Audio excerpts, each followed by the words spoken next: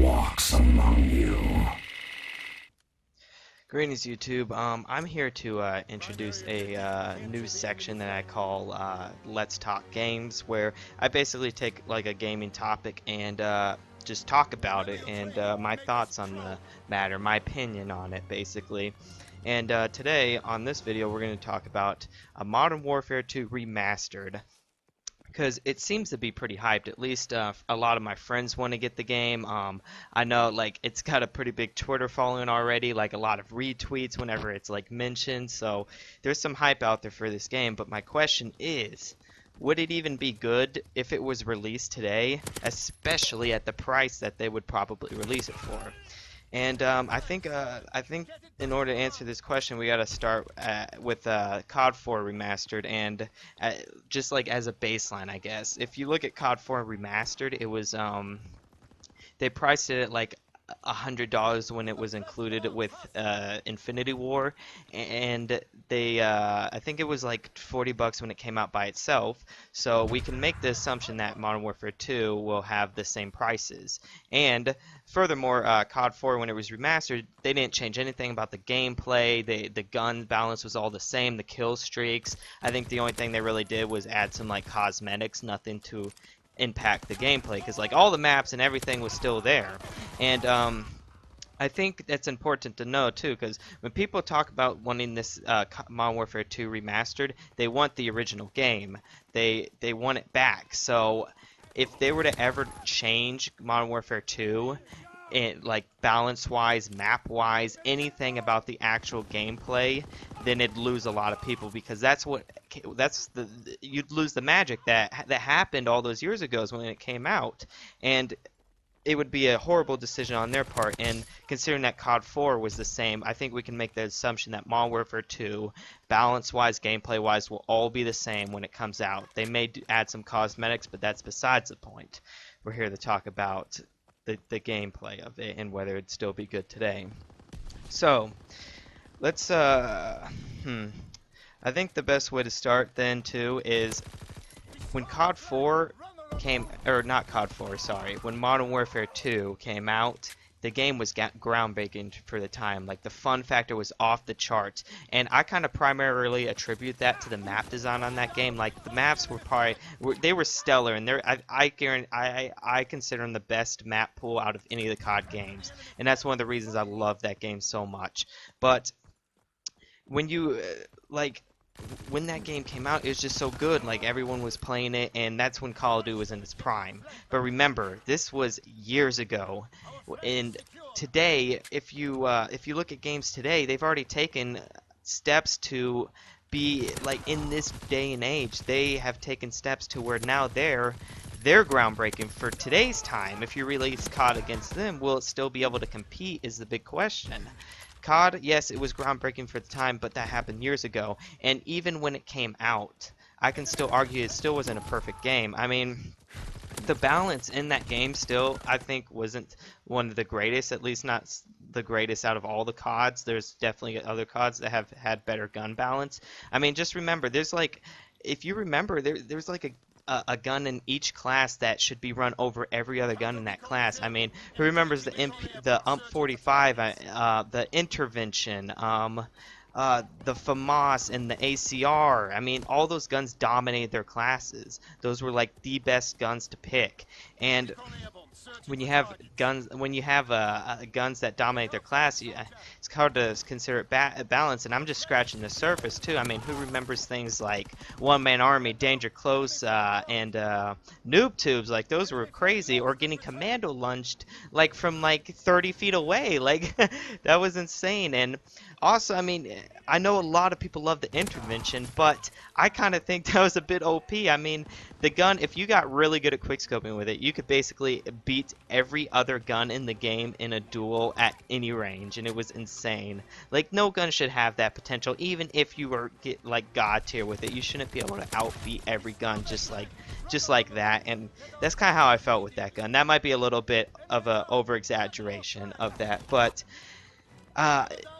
that's not the only thing. I mean, there's a lot more facts to show that the COD game wasn't balanced too. I mean, what, they had 15 kill streaks and only 5 of them were ever really run. I mean, who would run like an attack chopper over a Harrier striker? Who would run the sentry gun over a predator missile? They just weren't near as viable or good for getting kills. Like the only 5 kill streaks that should have been run was like the nuke, then you had the Pavlo, the AC-130, the chopper gunner, and the predator missile.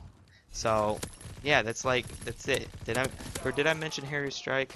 I think yeah. So those are like the only kill streaks you should have run, because all the other kill streaks were just either not as good as their counterparts for the same amount of kills, or they just weren't worth getting, like the EMP at 15 kills. I mean, that going for that was just insane, and like there's just no point when you could get a nuke and win the game. Which let me go off with a small tangent here too, real quick. The nuke was one of the best things about that game. I will give credit where credit's due. Having the ability to automatically win the game for getting that 25 kills was awesome. Like when you look at the MWII from Modern Warfare 3, it just wasn't worth going. Getting 25 kills for 6 kills, like it's basically an automatic 6 kills. In Ground War, maybe 8, and even then you won't get all of them because sometimes people would already be dead when it goes off. But like with the nuke, you win the game. You could be losing, or you could be the enemy could be about to win, but you could call in that nuke and you will win. And that was the beautiful thing about it. And the MWII, like, it was just so much better to run like an off-street gunner, AC-130, or Reaper, and get like way more kills than you'd ever get with the MWII. And the MWII costs way more kills to get to actually like use. So that's just my little tangent on that. But if you taken if you taken what I was just said about the balance, then you gotta admit it wasn't a perfect game. There were still some flaws, and I mean there were some guns that were just like never run too, like what, the F2000, like what I don't think I've ever seen anybody run that gun. I played that game a lot, and when you take that into account, and then you even if they remaster it, because remember they're not gonna change it, so that the game is going to be the same. The balance, the maps, the perks, the kill streaks, all going to be the same.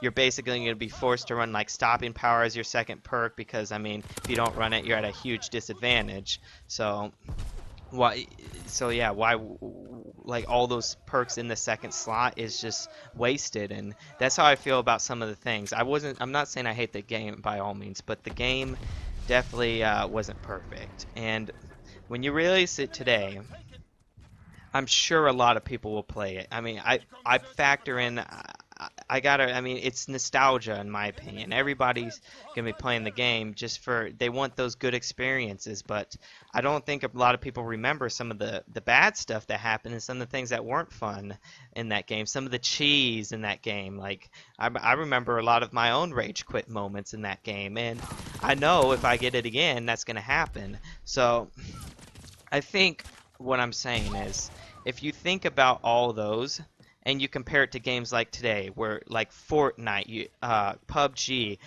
Rainbow Six Siege, Overwatch, all these games have taken the FPS game and they've basically taken that. Like these games have the biggest fallings when it comes to FPS right now. And why? Because they're groundbreaking for the genre. There's nothing like it. They've taken stuff from the past, stuff that used to be in Modern Warfare 2, and made it better. Just like, for example, just a quick example, like kill streaks was a great concept for Modern Warfare 2. It was a great concept at the time, and people loved it. Well, in Overwatch, you basically have a kill streak, but everyone can get it, even if they're not like doing well eventually. But if you're doing well, you'll get it faster. And it's not an actual kill streak, it's an ultimate ability, an ability where you can get a whole lot of kills and actually like change the outcome of fights. Are these ultimate abilities, but they're kind of like an evolved form of what kill streaks used to be in Modern Warfare 2. And that's just a small example of what I'm talking about.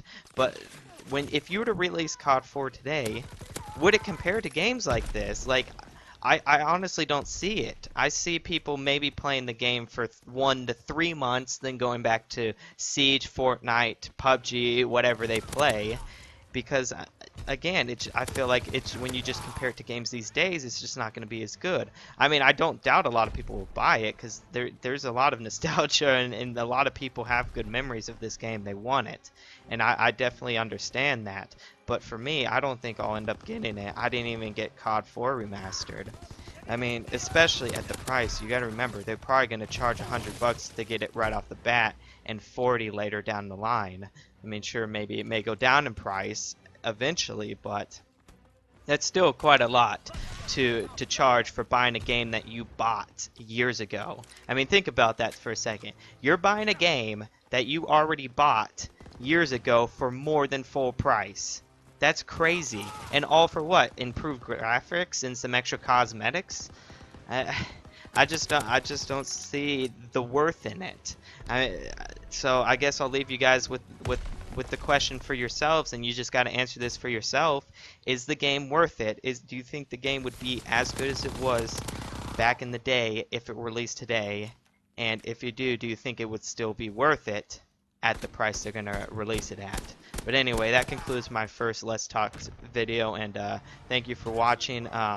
Like and subscribe if that's your kind of thing. But yeah, that concludes this Let's Talk video.